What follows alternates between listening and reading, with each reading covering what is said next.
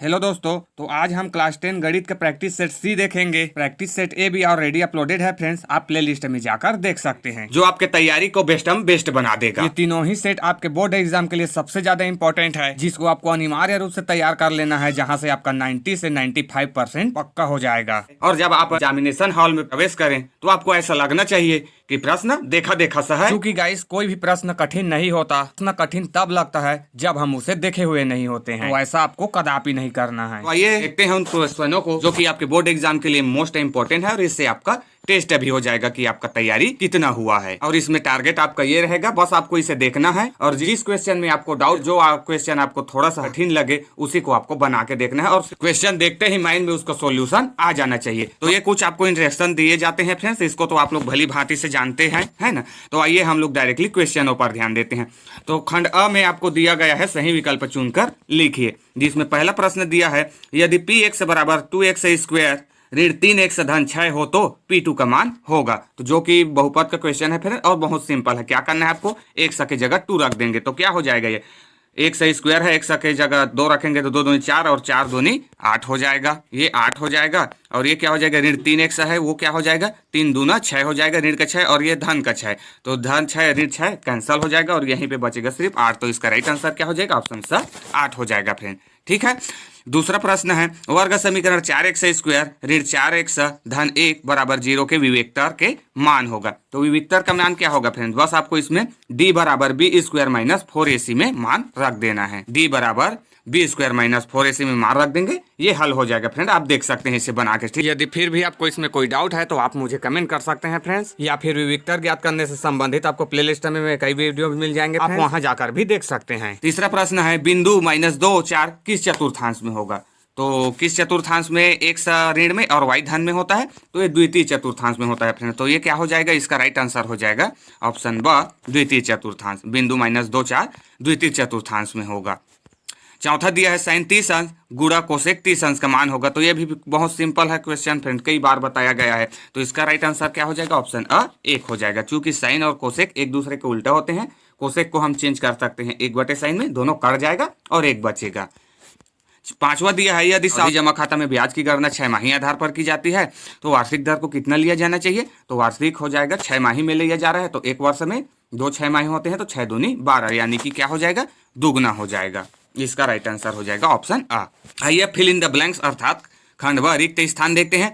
तो रिक्त स्थान में हमें दिया गया है, कड़ी 5 धन 1 और कड़ी 5 ऋण 1 का समांतर माध्य खाली स्थान है। तो क्या होगा, कड़ी 5 धन 1 और कड़ी 5 ऋण 1 का समांतर माध्य। क्योंकि समांतर माध्य क्या होता है, इन दोनों को आपको जोड़ देना है और 2 से भाग दे देना है। तो धन 1 ऋण 1 कट जाएगा, फिर ये कड़ी 5 कितना हो जाएगा, 2 कड़ी 5 हो जाएगा, और बटे में क्या है, बटे में भी ऑलरेडी 2 है फ्रेंड, तो 2 और 2 कट जाएगा, तो यहाँ पे आएगा सिर्फ कड़ी का 5। ठीक है, क्या आ जाएगा, कड़ी का सिर्फ 5 आएगा। फिर दूसरा क्वेश्चन है, यदि a अनुपात b अनुपात c हो तो मध्यानुपाती होगा। तो मध्यानुपाती क्या होता है फ्रेंड, मध्यानुपाती में आपको इस b को डबल कर लेना है, a अनुपात b समानुपात हो जाएगा b अनुपात c फ्रेंड। अब इसी को आपको बटे के रूप में हल कर लेना है। तो हल करोगे तो आपको क्या मिलेगा, b = √ac। तो यही मध्यानुपाती होता है फ्रेंड, √ac हो जाएगा। तो यदि a अनुपात b अनुपात c हो तो मध्यानुपाती कड़ी ac होगा। ठीक है, आइए नेक्स्ट क्वेश्चन देखते हैं। तीसरा दिया है, 2 वृत्त सर्वांगसम होते हैं यदि उसकी खाली स्थान बराबर हो।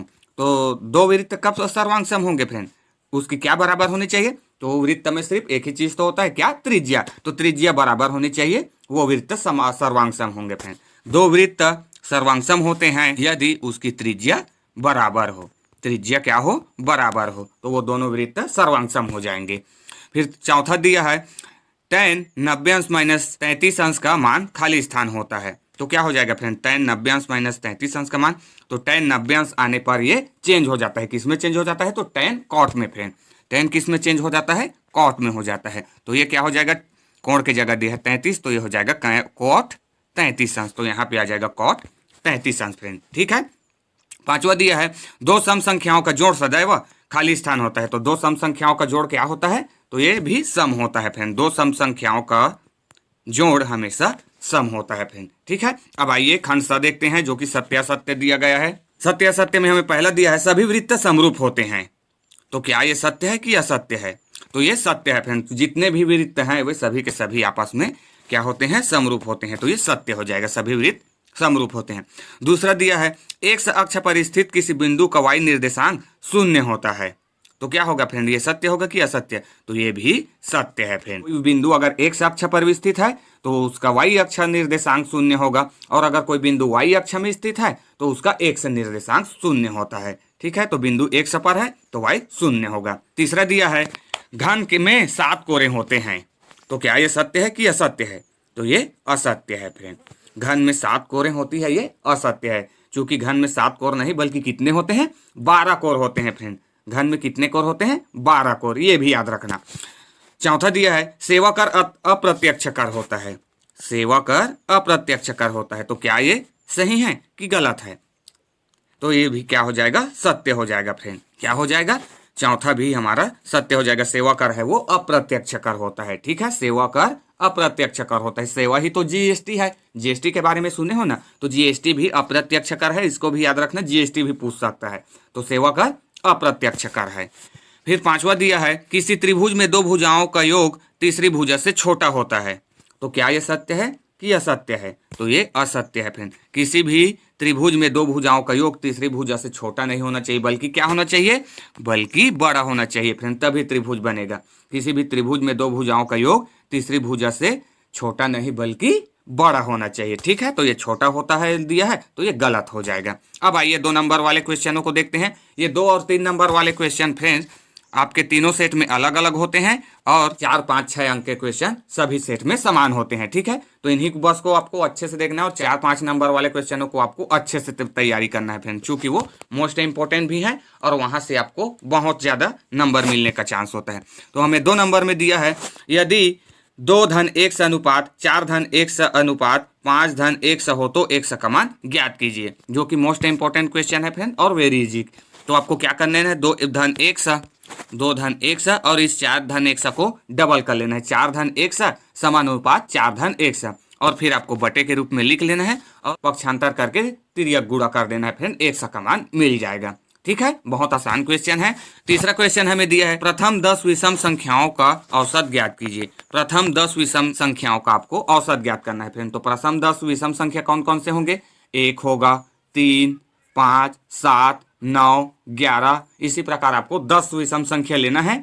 ठीक है ना, विषम संख्या क्या होता है? जो 2 से भाग नहीं जाता है। तो उन 10 विषम संख्याओं को ले लीजिए और 10 से भाग दे दीजिए, आ जाएगा हमारा प्रथम 10 विषम संख्याओं का औसत। ठीक है, फिर चौथा दिया है बिंदु 6, 8 की मूल बिंदु से दूरी ज्ञात कीजिए, जो कि वेरी इजी और मोस्ट इंपॉर्टेंट क्वेश्चन है फ्रेंड, इसको मैंने कल ही बताया था। तो ये क्या हो जाएगा? बिंदु 6, 8 की मूल बिंदु से दूरी ज्ञात करना है। तो आपको क्या कर लेना है? मूल बिंदु क्या होता है? 0, 0। ठीक है, तो आपको 6 ऋण 0 ले लेना है ब्रैकेट में, और इसका वर्ग कर लेना है धन क्या हो जाएगा? 8 ऋण 0, इसका भी आपको वर्ग कर लेना है, इसको कड़ी में ले लेना है फ्रेंड, इस तरीके से कड़ी में ले लेना है। ठीक है, तो यहां से हमें क्या मिलेगा?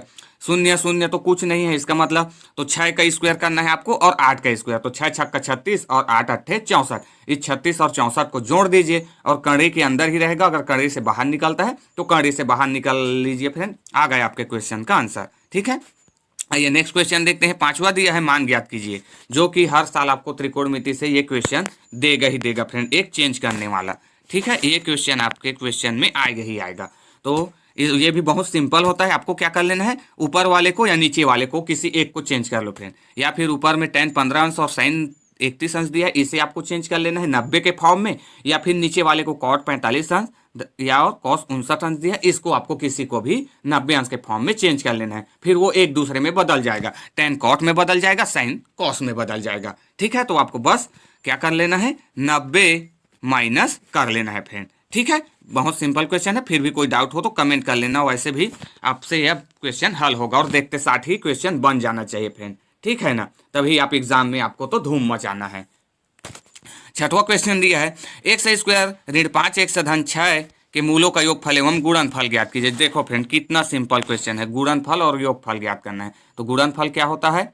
c/a, और योगफल क्या होता है? -b/a। तो बस आपको यहाँ से a, b, c का मान दिख रहा है, उसी को रख दीजिए, हल हो गया फ्रेंड। ठीक है, 7वां दिया है सिद्ध कीजिए कि 2y³ धन 4y² धन 3y धन 1 को y + 1 से भाग करने पर शेषफल 0 है। तो इसमें आपको भाग करने की जरूरत नहीं है फ्रेंड, आपको क्या करना है, आपको y + 1 दिया है तो y + 1 बराबर आप ले लेंगे 0, y धन 1 बराबर हो जाएगा 0। तो यहाँ से 1 को पक्षांतर कर देंगे तो y बराबर कितना मिलेगा, ऋण का 1। बस उसी ऋण का 1 को यहाँ पे रख दीजिए इस बहुपद में फ्रेंड। ठीक है, फिर देखिए क्या आता है, शेषफल 0 आता है कि नहीं। ठीक है, तो ये भी सिंपल क्वेश्चन है।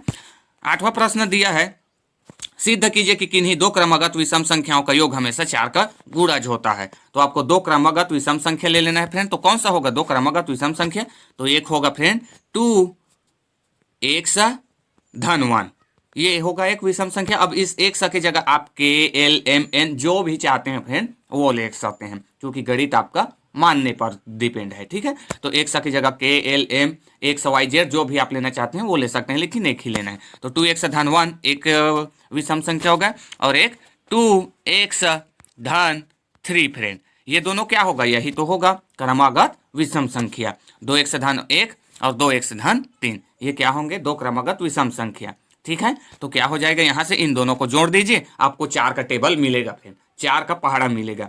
ठीक है, तो वही आपका आंसर है, उसी को कहा गया है कि 4 का गुणज यानी कि 4 का टेबल। आइए हम लोग नेक्स्ट क्वेश्चन देंगे। 9वां प्रश्न दिया है, एक लंबवृत्तीय बेलन के आधार की परिधि 22 सेंटीमीटर है, यदि बेलन की ऊंचाई 10 सेंटीमीटर है तो बेलन का आयतन ज्ञात कीजिए।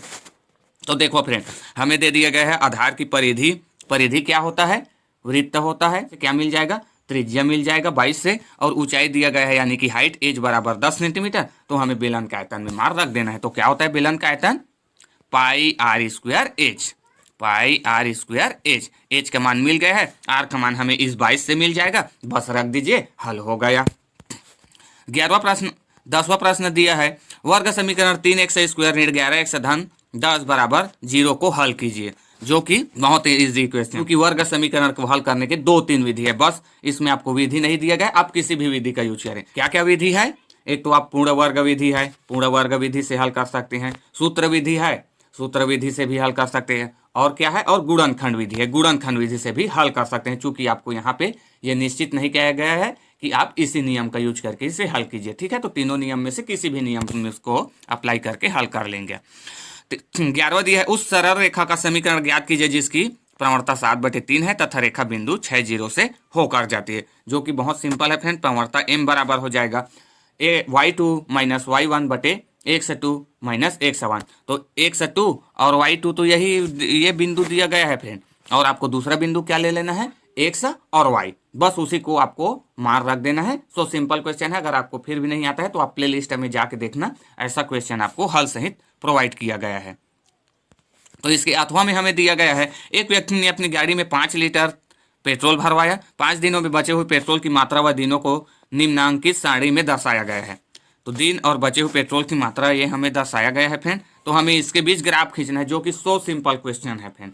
तो आपको इसके अथवा की जगह यही ज़्यादा बेटर क्वेश्चन है फ्रेंड, आपको ग्राफ को बना लेना है। ग्राफ बहुत सिंपल होता है, ठीक है, जो कि एक सीधी रेखा बनेगा।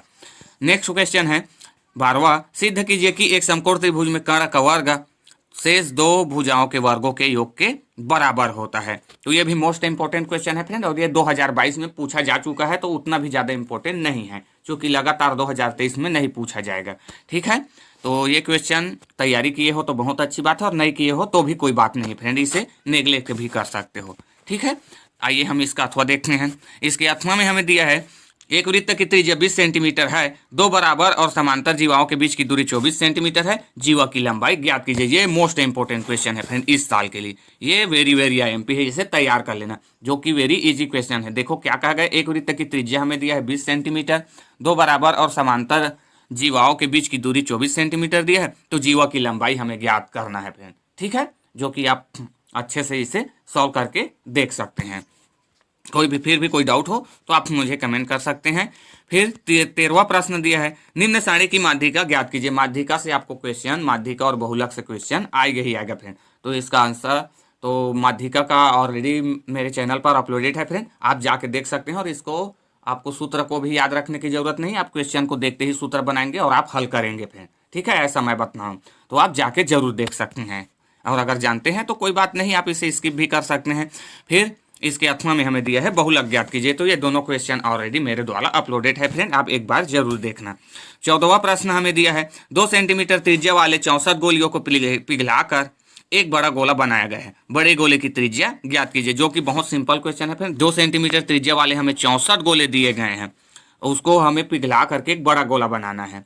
ठीक है, तो इसका भी क्वेश्चन का आंसर मेरे यूट्यूब पे आपको मिल जाएगा। और ये भी सो सिंपल क्वेश्चन। आपको क्या करना है, आपको 2 सेंटीमीटर त्रिज्या वाले का गोले का आयतन लेना है और बड़े गोले का आयतन। तो बड़े गोले के त्रिज्या आप लोग ले लेना कैपिटल आर, और इस छोटे गोले का त्रिज्या को ले लेना है आप स्मॉल आर।